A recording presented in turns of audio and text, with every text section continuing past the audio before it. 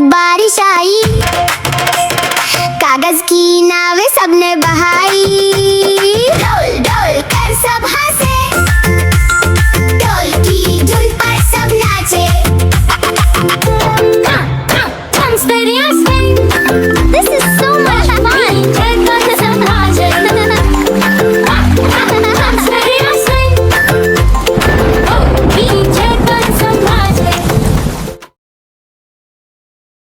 टप टप बारिश आई, कागज की नावें सबने बहाई।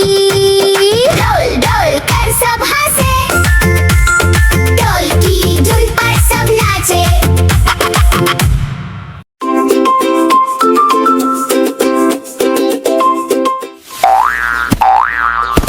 నన్ను పండు అంటారు, కానీ నేనొక కూరగాయని. గుర్తుపట్టారా? నన్ను హిందీలో టమాటర్ అని అంటారు. టమాటర్. టమాటర్ శబ్దులో మొదటి అక్షరం ఏమిటి? సరిగ్గా చెప్పారు. టా. టాసే టమాటర్. టాని ఈ విధంగా రాయండి. అక్షరం పూర్తిగా రాసిన తర్వాత శిరోరేఖ గీయండి. టా అక్షరం రాయటానికి చాలా సులువు కదూ. సామాన్లు తీసుకువెళ్తున్న ఈ తోపుడు బండిని హిందీలో ఠేలా అని అంటారు. ఠేలా శబ్దులో మొదటి అక్షరం ఏమిటి వినిపించింది? సరిగ్గా చెప్పారు. ఠ. ఈ ఠ అక్షరం ఒత్తు పలకాలి. ఠాసే ఠేలా. ఈ ఒత్తు ఠా కూడా టాకి కొనసాగింపుగా పూర్తిగా సున్నా చుడితే అంతే.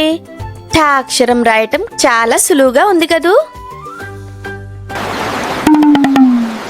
ఈ డమరుకాన్ని చూశారా? దీన్ని హిందీలో డమరు అని అంటారు. డమరు శబ్దులో మొదటి అక్షరం చెప్పుకోండి చూద్దాం. సరిగ్గా చెప్పారు. డా. డాసే డమరు. మళ్ళీ చెప్పండి. డాసే డమరు. ఈ డా అక్షరం కిందన చుక్క పెట్టి గాని చుక్క పెట్టకుండా గాని రాయవచ్చు. ఈ డా అక్షరం లాగానే మీరు ఇదివరకు కొన్ని అక్షరాలు రాశారు, గుర్తున్నాయా? ఈ డోలక్లు భలే మోగుతున్నాయి కదా. హిందీలో ఢోల్ అని అంటారు. ఢోల్ శబ్దులో మొదటి అక్షరం ఏమిటి? సరిగ్గా చెప్పారు. ఢా. ఒత్తుని కరెక్ట్గా పలికారు మీరు. ఢాసే ఢోల్. ఈ ఢా అక్షరాన్ని ఈ విధంగా రాయాలి.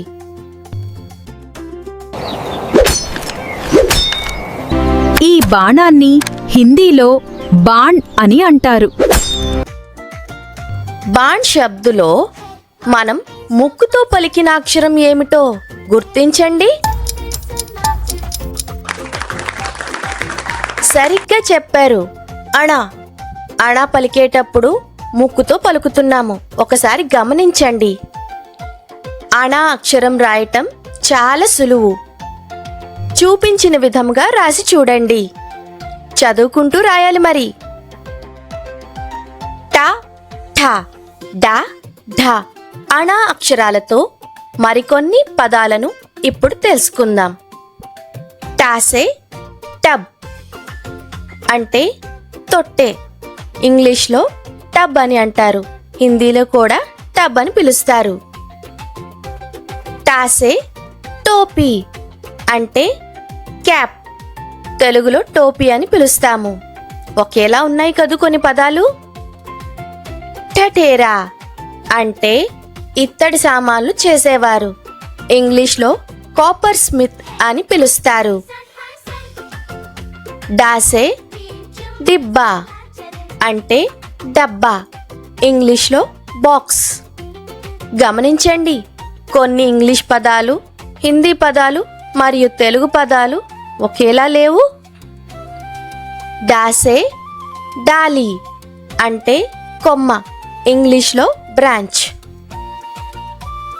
ఢాసే ఢాల్ అంటే కవచము, ఇంగ్లీష్లో షీల్డ్.